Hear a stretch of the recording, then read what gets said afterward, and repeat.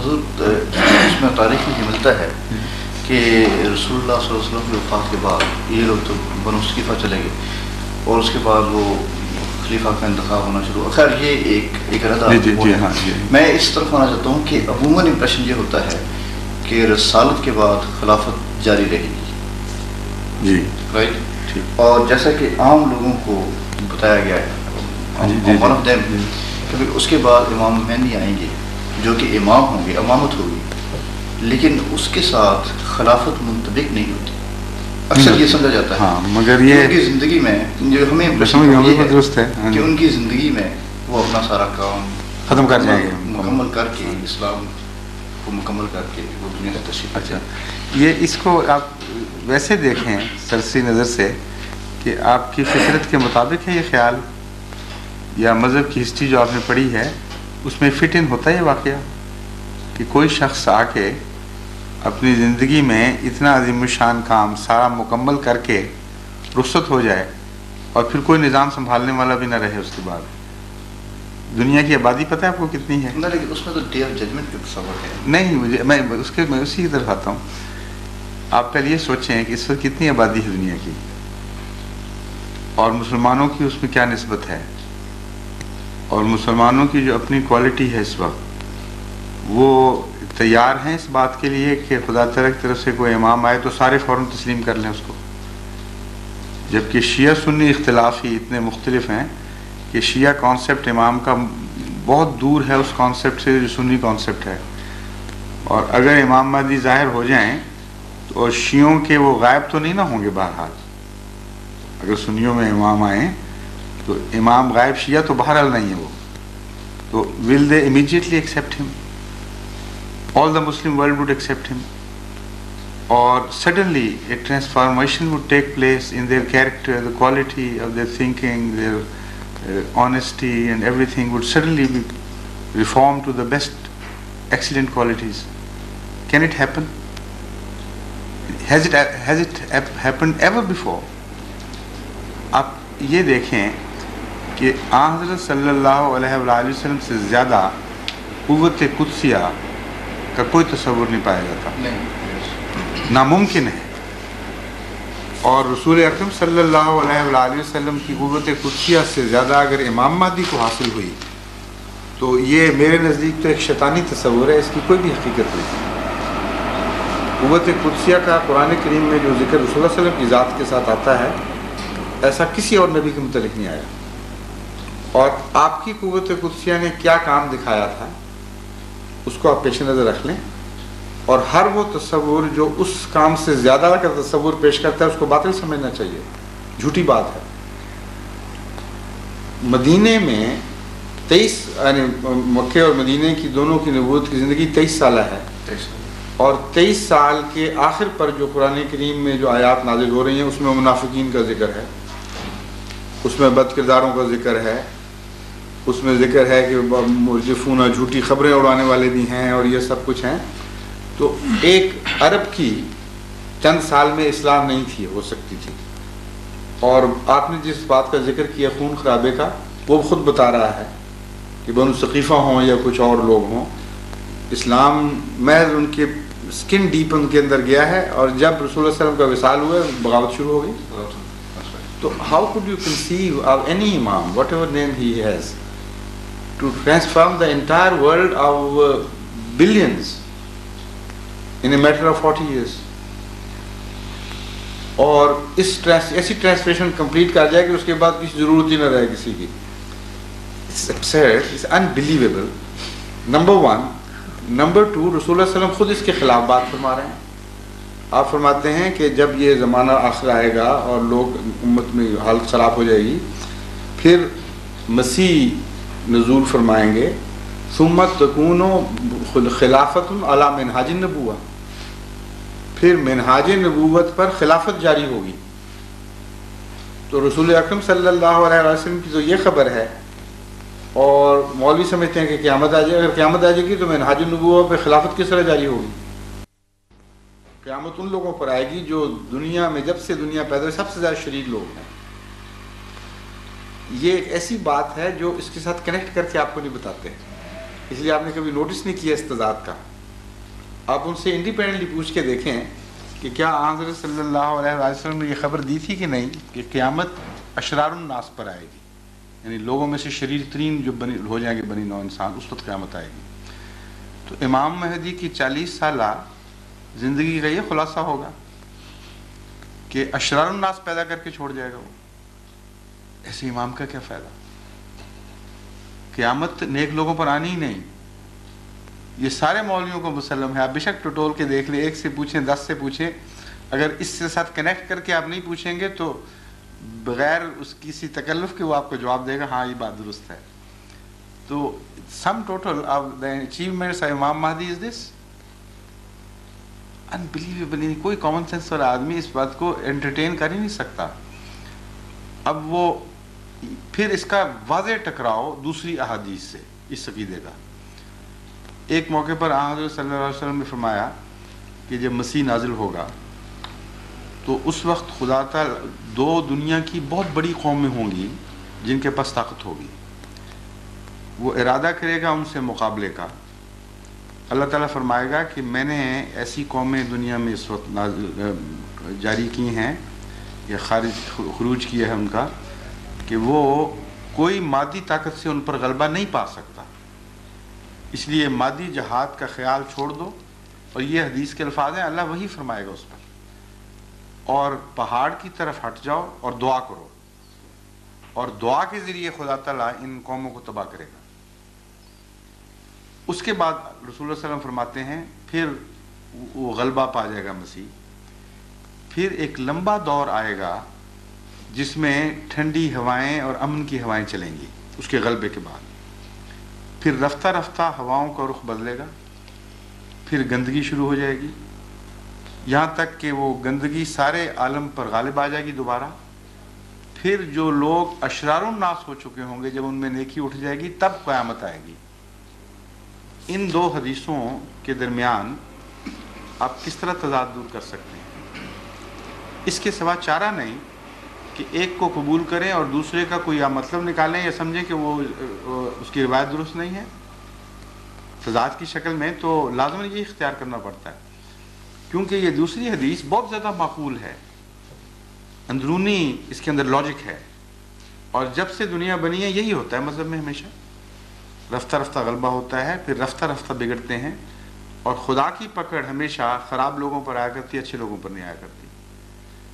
تو ان سارے فیکٹرز کے روح سے وہ جو خیال ہے کہ مہدی آیا اور قیامت آ گئی, یہ عقیدہ ہی بالکل بے معنی ہے. لیکن پھر کیا وجہ ہے کہ تمام جتنا بھی لٹریچر آپ اٹھائیں کسی بھی سیکٹر, پاکستان میں بے شمار سیکٹرز ہیں, ان کے سب میں ایک ہی آئیڈیا ریپیٹ کیا جا رہا ہے کہ امام جب آئیں گے تو ان کی عمر جو ہے وہ دراز ہوگی. ایک تو خجیب ہے کہ 40 سال. اچھا 40 سال آگے نہیں جاتے. اچھا اچھا. اور پھر قیامت فوراً آ جائے گی. لیکن ہاں میں آپ کو بتاؤں نا اس کی وجہ میں ابھی سمجھا دیتا ہوں, بڑی آسان ہے. ایک تو یہ کہ سارا یہ لٹریچر جو ہے یہ مثبت نہیں ہے بلکہ منفی ہے. ان کی نظر احمدیت پر ہے, اور یہ بار بار ریپیٹڈلی یہ باتیں کر کے مسلمانوں کو احمدیوں سے بدظن کرنا چاہتے ہیں کہ یہ مہدی جھوٹا ہے, کیونکہ مہدی کے اندر یہ خصوصیت ہونی چاہیے جو اس میں نہیں پائی جاتی. اس کو گزرے ہوئے بھی اب 90 سال سے زیادہ ہو گئے اور ابھی تک قیامت نہیں آئی. اس لیے یہ بالکل جھوٹی بات ہے کہ یہ سچا مہدی ہوتا تو 40 سال میں کام بھی مکمل کر لیتا, ساری دنیا کو مسلمان بنا لیتا, اور اس کے بعد مقصد پورا ہو جاتا اور دنیا ختم ہو جاتی. یہ اگر عقیدہ بار بار ہیمر کیا جائے لوگوں کے دماغ میں تو وہ احمدیت پر غور کرنے کے لیے بھی تیار نہیں ہوں گے. اس لیے ایک لاجک ہے اس میں, انہوں نے بڑا اپنی طرف سے معقول ایک طریقہ اختیار کیا ہمارے مقابلے کا. دوسری بات جو دیکھنے والی یہ ہے کہ امام مہدی کا اگر یہی تصور ہے کہ وہ چند سال آ کر وہ لوگوں کو تبدیل کر کے اس کے بعد ختم ہو جائے گا, تو امام مہدی کے جو دوسرے ساتھ کنکومیٹنٹ تصورات ہیں ان کو بھی تو ان کو پیش کرنا چاہیے. مثلا امام مہدی کا متعلق یہ ہے کہ وقت کے علماء اس کی مخالفت کریں گے, اور اس وقت ظاہر ہوگا جب کہ علماء کے متعلق رسول اللہ صلی اللہ علیہ وسلم کا فیصلہ ہے کہ شر من تحت عظیم السماء, آسمان کے نیچے اس زمانے کے مسلمانوں کے علماء بدترین مخلوق ہوں گے. یہ میرے الفاظ نہیں, رسول اللہ صلی اللہ علیہ وسلم کے الفاظ ہیں.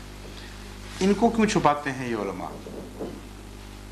ان کو چاہیے اگر تقویٰ ہے تو حضرت صلی اللہ علیہ وسلم کی ساری باتیں پھر بیان کریں، جو ان کو سوٹ کرتی ہیں وہ بیان کر دیں، جو نہیں کرتی اس پر ہاتھ رکھ دیں، یہ جائز نہیں ہے۔ تو مہدی کا پورا تصور پیش کریں گے آپ کے سامنے، تو ہر معقول آدمی پھر اپنے نتیجے خود نکالے گا اس سے۔ اول تو یہ کہ جس امام مہدی سے یہ سلوک ہونا ہو کہ وقت کے سارے علماء اس کے مخالف ہو جائیں گے، اس کی سچائی کا اب جب ان علماء سے پوچھیں گے تو وہ اس کے حق میں گواہی دیں گے۔ عجیب بات ہے۔ حضرت صلی اللہ علیہ وسلم تو فرما رہے ہیں کہ اس وقت ظاہر ہوگا امام جبکہ لوگ گندے نہیں بلکہ ان کے لیڈر بھی گندے ہو چکے ہوں گے، اور یہ معقول بات ہے بالکل۔ خدا امامت کو اس وقت اپنے ہاتھ میں لیتا ہے جب دنیا کی لیڈرشپ ناکام ہو چکی ہوتی ہے۔ It's quite logical, understandable. اور اس وقت یہی علماء جن سے اب آپ پوچھ رہے ہیں، اگر حضرت مرزا صاحب سچے نہیں ہیں تو کل کے آنے والے امام مہدی کے وقت کے علماء اسی طرح ہوں گے نا۔ ان سے جب اب ایک سادہ آدمی پوچھے گا جا کے کہ آپ عالم آپ بتائیں، وہ اس کی تائید کرے گا امام مہدی کی یا جھٹلائے گا؟ یہی کر رہے ہیں آپ۔ Exactly this is logical, they should do it. اس کے سوال کے بس چارہ ہی کوئی نہیں۔ اور جہاں تک ایکسپلینیشن کا تعلق ہے، یہ کیوں ان کو بنیاد کہاں سے ملی ہے؟ حضرت صلی اللہ علیہ وسلم نے فرمایا کہ جب مسیح نازل ہوگا تو وہ اور قیامت اس طرح ملے ہوئے ہوں گے، یوں دو انگلیاں جوڑ کر دکھائیں۔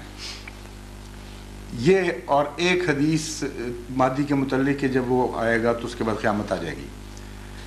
ان دو حدیثوں کا یہ معنی انہوں نے نکالا کہ امام مہدی اور مسیح ہم عصر ہیں دونوں، ان کے جاتے عمر گزرتے ہی اچانک تباہ ہو جائے گی دنیا۔ لیکن جو لفظ قیامت ہے یہ وہاں ہے ہی نہیں، سات کا لفظ استعمال ہوا ہے۔ اور اپنے متعلق بھی حضرت صلی اللہ علیہ وسلم نے بالکل یہی محاورہ استعمال فرمایا ہے۔ فرمایا انا وساعتوں کا ہاتین، میں اور قیامت، سات کا ترجمہ قیامت ہے نا جو یہ کرتے ہیں اردو میں اور قیامت اس طرح ہے جس طرح یہ دو انگلیاں ملی ہوئی ہیں۔ اب جو بھی معنی اس کا اس وہاں پورا آتا ہے وہی یہاں پورا ہونا چاہیے۔ 1400 سال ہو گئے ہیں اس بیان کو کہ میں اور قیامت اس طرح ملے ہوئے ہیں، اور قیامت کہاں گئی؟ پھر قیامت کا کیا میں وہی بتانے لگا ہوں۔ قیامت کا تصور ہے روحانی انقلاب۔ حضرت انبیاء دنیا کی بادشاہتوں کے لیے نہیں آیا کرتے، انبیاء تو روحانی انقلاب کے لیے آتے ہیں۔ چنانچہ رسول اکرم صلی اللہ علیہ وسلم کا یہ ارشاد کہ میں اور قیامت ملے ہوئے ہیں، اس کا قرآن کریم میں ذکر ہے۔ فرمایا اقتربت الساعۃ وانشق القمر، کہ دیکھو چاند دو ٹکڑے ہو گیا ہے۔ یہ اس بات کا ثبوت ہے کہ قیامت قریب آ گئی ہے بالکل۔ اب وہ کیسی قریب آئی ہے؟ اگر ملا کے تصور والی قیامت لی جائے تو 1400 سال سے اوپر ہو گیا، ابھی تک آئی نہیں، اچھی قریب آئی ہے وہ۔ اور اگر قریب ایسی ہوتی ہے تو امام مہدی کے بعد پھر قریب کے معنی کو بدلاتے ہیں آپ؟ اس کا قریب بھی پھر 1400 سال تو چلنا چاہیے کم از کم۔ اس لیے سات کا مطلب کچھ اور ہے۔ سات اگر روحانی دنیا میں دیکھا جائے تو مردے جی اٹھنا روحانی معنوں میں استعمال ہوتا ہے، اور کسی قوم کی موت کا اعلان روحانی معنوں میں استعمال ہوتا ہے۔ قیامت کے دو پہلو ہیں، ایک موت کا اعلان کرتی ہے اور دوسری طرف نئی زندگی کا اعلان بھی کر رہی ہوتی ہے۔ ایک طرف صف لپیٹی جا رہی ہے، دوسری طرف نئی زندگی عطا ہو رہی ہے۔ تو قرآن کریم نے حضرت صلی اللہ علیہ وآلہ وسلم کے متعلق ان دونوں قیامتوں کا ذکر فرمایا، قیامت کے دونوں پہلوؤں کا۔ ایک طرف فرمایا کہ ظہر الفساد فی البر والبحر، تمام دنیا فساد کا شکار ہو گئی، کچھ بھی نہیں باقی رہا، کوئی چیز بھی صالح باقی نہیں رہی، روحانی موت ہے کمپلیٹ۔ دوسری طرف فرمایا یدعوکم لما یحییکم، محمد مصطفیٰ صلی اللہ علیہ وسلم تمہیں بلا رہے ہیں تاکہ تمہیں دوبارہ زندہ کر دیں۔ قیامت کی مکمل تصویر یہی ہے، ایک طرف ایک عام موت کا اعلان، دوسری طرف ایک زندگی کا پیغام، نئی زندگی کا۔ تو حضور اکرم صلی اللہ علیہ وآلہ وسلم کا اپنے متعلق فرمانا کہ میرے ساتھ قیامت ملی ہوئی ہے، قرآن کا یہ اعلان کرنا تقویت دیتا ہے اس حدیث کو کہ یہ کوئی غلط حدیث نہیں ہے، واقعی قیامت آنے والی تھی، اور ظاہری قیامت کا نہ آنا، اس سے بڑا اور کوئی ثبوت نہیں کہ یہ مولوی غلط سمجھ رہے ہیں قیامت کا معنی۔ روحانی قیامت مراد ہوتی ہے جب ایک قوم مرنے کے قریب پہنچ جائے، دنیاوی امراض کا شکار ہو جائے، اس کو نئی زندگی کا جو پیغام ملتا ہے، اسی کے نام قیامت ہے۔ اسی کو سورہ اسرافیل کہتے ہیں۔ وہ ایک نئی زندگی کا امکان پیدا ہو جاتا ہے، پھر اٹھنے شروع ہو جاتے ہیں مردے، آہستہ آہستہ ان کو زندگی کے نئے پیغام ملتے ہیں، پھر وہ دنیا میں نشر شروع ہو جاتا ہے۔ حشر اور پھر نشر، یہ دو لفظ اکٹھے ملتے ہیں آپ کو دینی محاورے میں۔ حشر ہوتا ہے اکٹھا کرنا، اور نشور ہے پھیل جانا۔ تو ایک آواز کے گرد دنیا اکٹھی ہوتی ہے پہلے، پھر اس کے بعد اس کا پھیلاؤ نشر شروع ہو جاتا ہے، باقی دنیا کو پیغام دیتے ہیں۔ نبوت کی تصویر ہے یہ قیامت، دراصل نبوت کی تصویر ہے، خدا کے نام پر بلانا اور پھر ان کی تربیت کر کے ان کو دنیا میں پھیلا دینا کہ جاؤ اب دنیا کو پیغام دو۔ یہ تو ہم سمجھتے ہیں، اور جیسا کہ میں نے بتایا دلیلیں میرے نزدیک اتنی وزنی ہیں قرآن اور حدیث سے اور عقل کے مطابق کہ ان تینوں میں انطباق ہے پورا۔ وہ تصور جو آپ کو بتایا گیا ہے وہ آپس میں تضاد رکھتا ہے، معقولیت کے خلاف ہے۔ ایسا انقلاب آپ مجھے بتائیے کہ اگر نیکیاں اتنی جلدی داخل ہو جائیں لوگوں کے دلوں میں تو پہلے کیوں نہیں ہوا کبھی؟ خدا کو کیا ضرورت پڑی تھی کہ رسول اللہ علیہ وسلم کو بدر میں سے گزارتا، احد میں سے گزارتا، طائف میں آپ تکلیفیں اٹھاتے، آپ کے ماننے والوں کو گلیوں میں گھسیٹا جاتا؟ اگر امام مہدی والا نسخہ چلنا تھا، چل سکتا تھا کبھی، تو آپ کی قوت قدسیہ امام مہدی سے ہزاروں گنا بڑھنی چاہیے تھی۔ آپ کو چاہیے تھا کہ اسی پھونک سے جس سے امام مہدی نے عربوں کو چند سالوں کے اندر مسلم صالح بنا دینا ہے، آپ کو چاہیے تھا عرب کو بنا دیتے۔ اس لیے اتنا واضح تضاد ہو رسول اللہ صلی اللہ علیہ وسلم کی شخصیت میں اور امام مہدی کے تصور میں، یہ تو قابل قبول نہیں ہے۔ ایک ہی نسخہ ہے صرف اصلاح کا، اگر یہ آپ نہیں سمجھیں گے تو ایک افہیم میں پڑے رہیں گے، کبھی بھی اصلاح نہیں ہوگی مسلمانوں کی۔ وہ ہے سچائی کی خاطر قربانی دینا۔ جب تک قومیں اس نسخے کو استعمال نہیں کرتی کبھی زندہ نہیں ہو سکتی۔ سیاست میں بھی ہم نے یہ استعمال نہیں کیا۔ وہاں کانگریس نے قربانیاں دی تھی لمبا عرصہ، ان کو حکومت کرنا آ گئی، ہمیں بنا بنایا چاندی کی پلیٹ پہ پاکستان مل گیا، ہم نے اس کو کھانا شروع، چاندی بیچ کے کھانا شروع کر دی۔ یعنی اتنی معمولی بات ہے جو ایک 2 اور 2 4 کی طرح واضح۔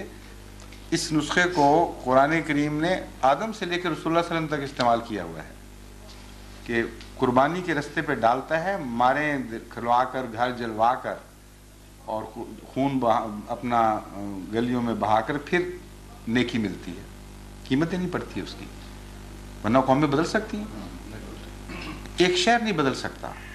پاکستان کا کسی ایک فیصل آباد کو آپ لے لیجئے، سارے پاکستان کے علماء کو کہہ دیں کہ مل کے اس کے اندر نیکی داخل کرو، ان کو پوچھے گا ہی کوئی نہیں، دروازے ان کے کھٹکھٹائیں گے تو وہ آگے سے مارنے کو پڑیں گے کہ اب بس کرو، اب ہو گئی جو نمازیں ہونی تھی جتنی کافی ہے۔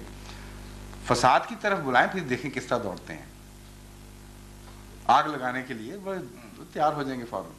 تو یہ فطرت ہے انسان کی، بدی کی طرف جلدی آتا ہے، نیکی کی طرف مشکل سے آتا ہے۔ یہ کوئی گر نہیں ہے، یہ فطرت کے خلاف، قانون قدرت کے خلاف، مذہب کی تاریخ کے خلاف کہ ایک آدمی آئے اور سب کو نیک بنا دے۔ ایک اس میں ایک نقطہ چھوٹا سا جو ہے اس طرف میں جی توجہ دلانا چاہتا ہوں کہ یہ کانسیپٹ جو ہے یہ امام مہدی کے نزول کا، یہ تو ابھی 100 ایئرس ہوئے، تقریباً 100 ایئرس ہوئے، جی رائٹ۔ لیکن آپ فرماتے ہیں نا کہ یہ احمدیت پہ ان کا اٹیک ہے، جی، اور اس سے جان چھڑانے کے لیے وہ یہ کہتے ہیں کہ 40 سال اس کو ایمفیسائز کر رہے ہیں۔ لیکن میں آپ سے یہ عرض کر رہا تھا کہ یہ کانسیپٹ کہ بھئی مہدی آئے گا اور وہ مہدی علیہ السلام آئیں گے اور اس کے بعد ان کی خلافت نہیں ہوگی، یہ تو 100 سال پہلے کی کتابوں میں نہ خلافت کے متعلق نہیں ہے کہیں بھی، خلافت کے متعلق نہیں ہے ایسا۔ جو کانسیپٹ ہے وہ حدیث میں نے بیان کیا، 1400 سال سے ایک خیال یہ چلا آ رہا ہے بعض لوگوں کا کہ یہاں ظاہری قیامت مراد ہے۔ اچھا، وہ کانسیپٹ پرانا ہے، اس کی میں نے تشریح کی ہے کہ کیوں لفظ سا استعمال ہوا، اور حضرت مسیح کے متعلق آیا کہ مسیح اور قیامت اس طرح جڑے ہوئے ہوں گے، اور قرآن کریم نے بھی حضرت مسیح کے متعلق فرمایا وَإِنَّهُ عِلْمٌ لِلسَّاعَةِ، وہ ساعت کی نشانی ہوگا۔ اصل میں مہدی سے زیادہ مسیح کے ساتھ وابستہ ہے قیامت کا تصور. اور چونکہ ہمارے نزدیک اور رسول اللہ صلی اللہ علیہ وسلم کی بعض احادیث کے مطابق مہدی اور مسیح ایک ہی چیز کے دو نام ہیں، یعنی دو الگ الگ نہیں آئیں گے بلکہ ایک ہی چیز کے دو نام ہیں، اس لیے دونوں کے ساتھ ساتھ ایک ہی بات ہے. حدیث میں بھی ساتھ مہدی کے متعلق ملتی ہے، مسیح کے متعلق بھی ملتی ہے. یہ پرانا خیال ہے، اس میں کوئی شک نہیں. میں صرف یہ عرض کر رہا ہوں کہ وہاں جہاں ساتھ کا لفظ استعمال فرمایا، اس کا ترجمہ کرنے کے لیے رسول اکرم صلی اللہ علیہ وسلم کے اپنے دوسرے استعمال کو دیکھنا چاہیے. اس سے بہتر کسوٹی کوئی نہیں. اگر آپ نے یہی فکرہ جو مسیح کے ساتھ کے متعلق فرمایا اپنے متعلق بھی فرمایا ہو، تو پھر کوئی ترجمہ ایسا جائز نہیں وہاں جو آپ کے اوپر پورا نہ آتا. سمجھیں کہ نہیں بات؟ آپ نے اسی طرح انگلیاں جوڑ کر مسیح کے متعلق فرمایا کہ وہ اور ساتھ اس طرح ملے ہوں گے، اور اپنے متعلق بھی فرمایا کہ انا و ساتوں کا ہاتھ ہے، میں اور ساتھ بھی اس طرح جڑے ہوئے ہیں جس طرح یہ انگلیاں جڑی ہوئی ہیں. جو ترجمہ وہاں جائز ہے وہ مسیح پر جائز ہے، بدلا ہوا ترجمہ جائز نہیں. یہ میں کہہ رہا ہوں. وہ تصور ڈیفینیٹلی پرانا ہے، حدیث سے جب بنیاد ہے تو پرانا ہی ہوگا، لیکن خلافت والا تصور بالکل پرانا ذکر ہی نہیں کرتے لوگ. اس لیے کہ حدیث میں خود دوسری حدیثیں ایسی ہیں جو اتنا کھول کر نقشہ بیان کر رہی ہیں کہ اس کے بعد کسی سچے عالم کے لیے یہ موقف اختیار کرنے کی گنجائش ہی نہیں تھی کہ خلافت نہیں ہوگی. کیونکہ ثم تکون خلافت علی منہاج النبوہ کی حدیث اتنی واضح، اتنے کھلے لفظوں میں پیش گوئی ہے کہ اس کے بعد کوئی عالم یہ اختیار ہی نہیں کر سکتا موقف. میں یہی بتایا نا کہ وہ اس کو الگ ہی رکھنے دیتے ہیں، ملاتے ہی نہیں ان دو باتوں کو. کہ اگر قیامت ہوگی تو خلافت کہاں سے آ جائے گی پھر؟ اور وہ حدیث ہے کہ ثم تکون خلافت علی منہاج النبوہ، پھر اس کی تفصیل موجود ہے جیسے میں نے بیان کیا ہے. لمبا عرصہ لگے گا. یہ سو لاجیکل، سو نیچرل کہ اصلاحیں ہوتی ہیں، وقت لیتی ہیں، اور جب پھر غلبہ ہو جائے پھر وہ مٹتے مٹتے بھی وقت لیتا ہے. اور دنیا کے آثار بھی بتا رہے ہیں، آپ اس ماڈرن دنیا میں رہ رہے ہیں، قیامت اس طرح کہاں سے آئے گی؟ ابھی وقت لگنے ہیں. پہلے تو قرآن کریم کی بعض پیشگوئیاں بھی پوری ہونے والی ہیں ایٹامک بم کے متعلق. وہ پھر غلبہ اسلام کے لیے بڑے لمبا وقت ابھی درکار ہے. 100 سال تو کم سے کم چاہیے مزید اسلام کو ان قوموں پر غالب کرنے کے لیے. اور then it will take a very long time. پھر بتائیے مسیح کے ساتھ تو سلو پروگریس کا کانسیپٹ ہے. ویسے ہی حضرت موسیٰ کے بعد حضرت مسیح جو آئے ہیں، کیا فرق ہے ان دونوں میں؟ موسیٰ علیہ السلام صاحب شریعت تھے اور فوراً نافذ ہوئی ہے شریعت، اور غلبہ ان کو اپنی زندگی میں ملا. اور مسیح علیہ السلام کو کیا غلبہ ملا تھا؟ 12 حواریوں میں سے 2 مرتد ہو گئے، 10 پیچھے چھوڑ کے گئے، لیکن 300 سال لگے ہیں اس غلبے کو. آخر ایسا ملا ہے کہ ساری دنیا پر حاصل غلبہ ہو گیا. تو جب رسول اللہ صلی اللہ علیہ وسلم فرماتے ہیں کہ میرے بعد بھی مسیح آئے گا، مراد یہی ہے. اصل مماثلت کی طرف توجہ دلانا چاہتے ہیں کہ سلو پروگریس جو ہے غلبے کی وہ زیادہ دیر ٹھہرا کرتی ہے اور وہ زیادہ کمپلیٹ ہوتی ہے. اور وہ غلبہ جو ہے وہ قربانی سے حاصل ہوتا ہے، لمبی قربانی سے، نسل بعد نسل. یہی مسیحیت ہے خلاصتاً. اس لیے ہم تو بالکل اسی عقیدے کے قائل ہیں کہ رسول اللہ صلی اللہ علیہ وسلم کی اپنی پیشگوئیوں میں حکمت ہے. آخر مسیح قرار دینا آنے والے کو، مراد یہی ہے کہ مسیحیت والے آثار تم اس میں دیکھو گے، وہ سلولی پھیلیں گے اور مسلسل قربانیاں دینی پڑیں گی ان کو. لیکن جب غلبہ ہوگا وہ پھر عالمی ہوگا، وہ اس سے بھی زیادہ کمپلیٹ ہوگا جو پہلی مسیحیت کو حاصل ہوا ہے. کیونکہ وہ موسیٰ کا مسیح تھا، یہ محمد مصطفیٰ صلی اللہ علیہ وسلم کا مسیح ہوگا. بڑا فرق ہونا چاہیے دونوں کے.